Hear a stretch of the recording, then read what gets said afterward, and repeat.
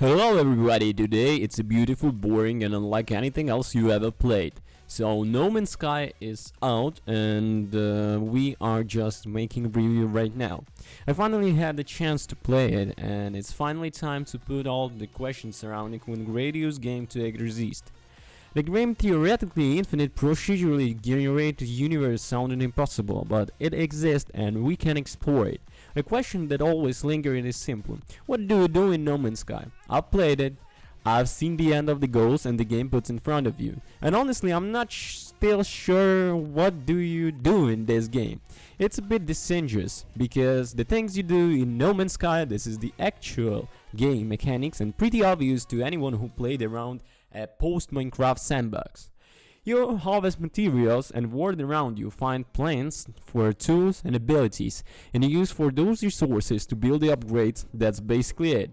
Sure, there are an unstable goal of reaching the center of the galaxy or following the guidance of the mysterious Atlas path is the conclusions, but the destination of those journeys only reinforce that the goals aren't what the game is all about.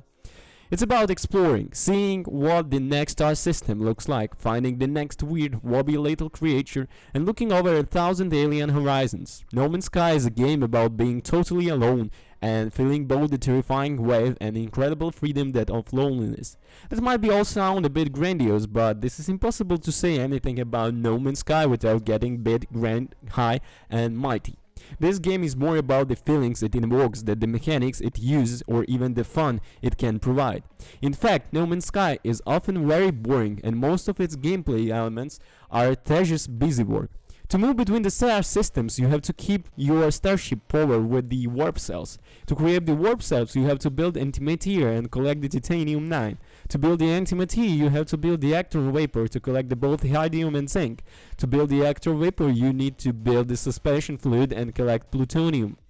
To build suspension fluid, you need to collect the carbon. Superstition fluid, electro vapor, animated warp cells, the loop in the core of what you do in No Man's Sky. There it is. That's the answer. Collect carbon, plutonium, iridium, zinc, and titanium 9 and craft these otherwise useless items each other to make the bit of fuel for your starship. There is No Man's Sky. If that sounds precious, that because it is, you have very limited inventory space and holding the resources necessary to keep your fields fueled would mean constantly managing your limited carrying capacity. You are also got ship and suit systems that require more resources to maintain. There are life support system, your ship thrusters, your Omni-Tools power reserves, and the basic goods needed to keep those systems powered and incredibly easy to find on every planet, just requiring you to take a few steps out of the new way to gather some fuel. Still, it's more inventory management, more busy work. When you break down the total elements and then make No Man's Sky as a video game, the whole thing is a filmy construction of tedious game mechanics that don't ultimately result in anything that's fun and rewarding.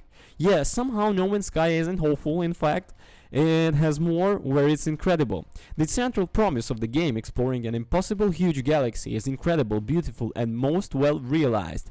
These alien worlds are beautiful, with horizons painted every color in the rainbow and creatures of every stripe. Some of these planets are sulfurous hell horrors, some of our ocean water worlds, and still other waste green things teem with life. Seeing this world isn't cool because the universe is infinite, but rather because there are elements of fitness to it. The game minimal online hooks you have uploading the planets and creatures you have discovered to a central server when they live on theoretically forever, waiting to tell other players who stumble across your path that you planted your flag here first. You are not just randomly stumbling around random words, you're randomly stumbling around random words that other will find arrayed in exact same order.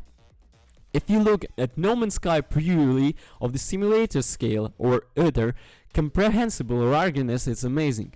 Breathtaking even. Flying from star to capture the feeling of being inside the Power 10 video and looking up the night sky and trying to decipher exactly how the big universe it is. Yes, it is what's to find among that weirdness. Every star system has one on the same handful of same space station, every planet has the same selection of the resources, the same abandoned buildings, and the same types of NPCs. meaning lonely outpost out of the infinite frontier. These alien artifacts offer promises of faced mysterious questions you never find to answer to. The small bits of storytelling in No Man's Sky indicate that this is the point.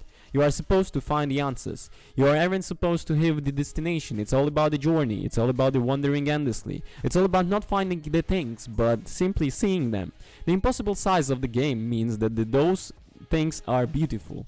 And yes, they are inspiring, the scale and volume, but the space between these moments of awe is boring and tedious.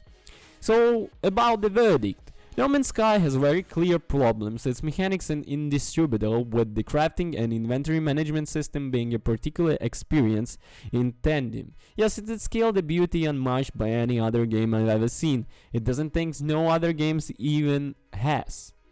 It's tempting to call this No Man's Sky decent but not great, but that undersees both game's success and its failure. No Man's Sky is incredible, awe-inspiring, and probably disappointing.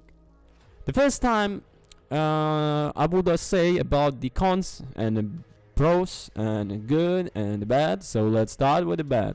So it's dull, tedious crafting, loads of inventory management. Planets all hold the same handful of interest points. So yeah, about the good, it's truly impossible huge galaxy between the alien worlds and a sense of majesty and grandeur unlike anything else you ever seen in the gameplay. So my score is okay. You should buy it and go and try it and decide it for yourself, because each person shares the experience by themselves, obviously. Yeah. Thank you for watching. Have a good one, and don't forget to comment and subscribe. Peace.